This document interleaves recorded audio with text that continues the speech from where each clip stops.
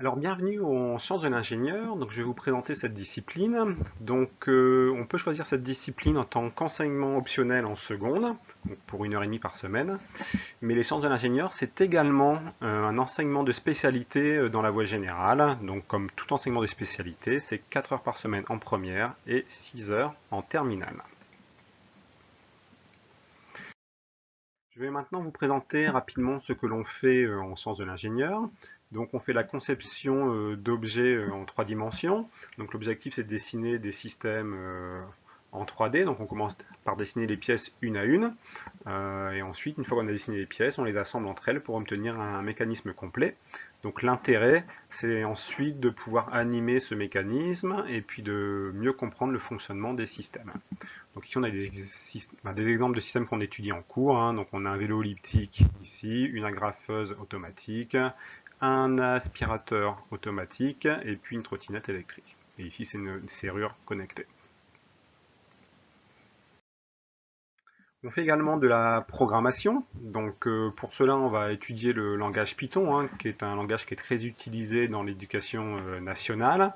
Mais on va également utiliser un second langage qui est le langage Arduino, car il est préférable pour faire fonctionner des systèmes techniques, hein, avec des moteurs, des capteurs, des voyants et des boutons poussoirs. Il y a également une partie IA, intelligence artificielle, qui sera abordée en terminale. Donc on fait également des études énergétiques de systèmes, hein. Donc les systèmes qui nous entourent, l'objectif c'est qu'ils consomment le moins possible. Donc pour ça il faut optimiser leur fonctionnement. Et puis quand on fabrique des systèmes autonomes, hein, qui fonctionnent sur batterie, il faut bien dimensionner cette batterie pour savoir si on en prend une petite ou une grande. Donc pour ça, il faut connaître la consommation de chaque objet. Donc on peut utiliser des appareils de mesure, ici multimètre, pince ampère-métrique ou oscilloscope, pour pouvoir connaître ces consommations d'énergie. Il y a une grande partie également de simulation. Donc l'objectif, c'est de connaître le comportement des systèmes informatiquement sans avoir le système dans la salle. Donc on peut simuler, faire des tests de résistance de matériaux pour savoir si la pièce va résister ou non aux charges que l'on va appliquer. On peut également faire des études de mouvement, hein, donc tout ça avec une maquette numérique. Par exemple, on peut dire qu'il y a un moteur à tel endroit qui tourne à telle vitesse, et le système va pouvoir nous calculer les performances de l'objet. Il y a une partie également modélisation multiphysique, hein, donc ça c'est grâce à un logiciel MATLAB, qui est un logiciel très puissant utilisé en études supérieures et dans l'industrie. Ça permet de simuler une gamme très importante de domaines. Ça peut aller de la mécanique à l'électronique, la thermique, et c'est bien plus large que ça. Et puis on étudie également les réseaux, parce qu'il y a une partie sur les objets connectés. Donc les objets connectés, pour communiquer entre eux, doivent utiliser le même langage, hein. Donc on va parler de protocole de communication.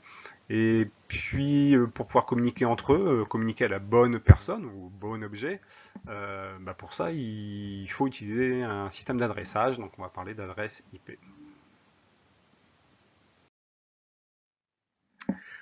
Comme dans toutes les matières, il y a des parties théoriques, hein, avec des cours, des parties exercices et puis également des évaluations, mais également une partie pratique, hein, où on va travailler sur des systèmes présents dans la salle. Donc ici, il y a quelques exemples.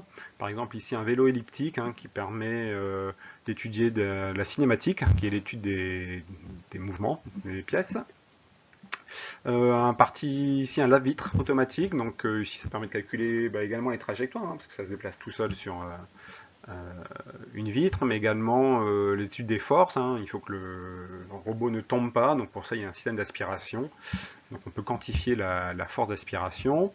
Ici on a une tourelle stabilisée, hein, qui permet de déplacer un téléphone pour faire des vidéos. Bon, voilà une partie stabilisation qui fait partie également du programme de SI. Donc l'objectif c'est d'avoir une image la plus stable possible. Et puis on travaille également sur les mobilités. Bon, par ici avec un skate électrique, on peut travailler sur la consommation énergétique, sur les performances de l'objet. Donc l'objectif de la formation, hein, c'est que ce soit le plus concret possible. Donc pour ça, il y a un challenge de 12 heures qui doit être réalisé en première et un projet un peu plus conséquent en terminale de 48 heures. Donc l'objectif, c'est de créer un système. Donc pour ça, on sera obligé de dessiner des pièces en 3 dimensions sur l'ordinateur. Ensuite, on imprimera ces pièces avec une imprimante 3D présente dans le laboratoire. On va assembler tout ça. Il y a une partie programmation, donc il faut une carte électronique, des capteurs, pour faire bouger l'ensemble. Et puis à la fin, l'objectif c'est de répondre aux exigences d'un cahier des charges qui sera donné par les enseignants. Donc ici on a un exemple de projet qui a été réalisé il y a quelques années par des élèves.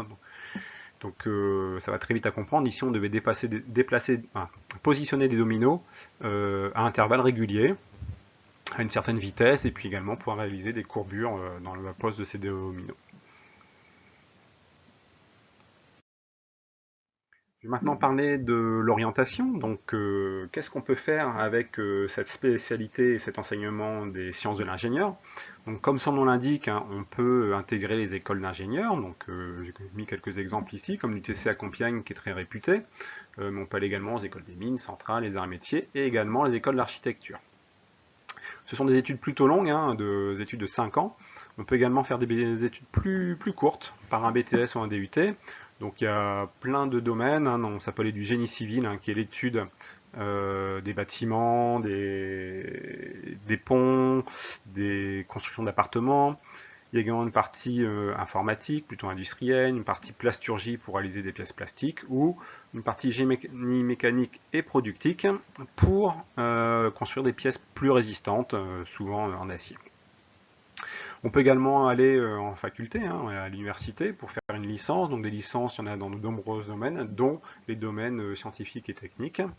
Et pour terminer, pour rentrer dans les écoles d'ingénieurs, on demande parfois de rentrer dans des classes préparatoires. Donc il y a plusieurs classes préparatoires qui sont possibles. Et dans la majorité des classes préparatoires scientifiques, on conseille de prendre l'essence de l'ingénieur en plus de la spécialité mathématique, qui est un enseignement indispensable pour aller dans ces voies.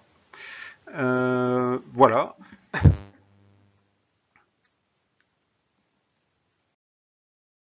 Je termine par nos coordonnées. Donc on est 2 enseignants à Noyon, au lycée Jean Calvin, pour enseigner les sciences de l'ingénieur. Donc il y a Monsieur Laporte, et puis également moi, Monsieur Thierry. Donc je vous donne ici nos adresses mail. Vous pouvez nous contacter pour avoir plus d'informations.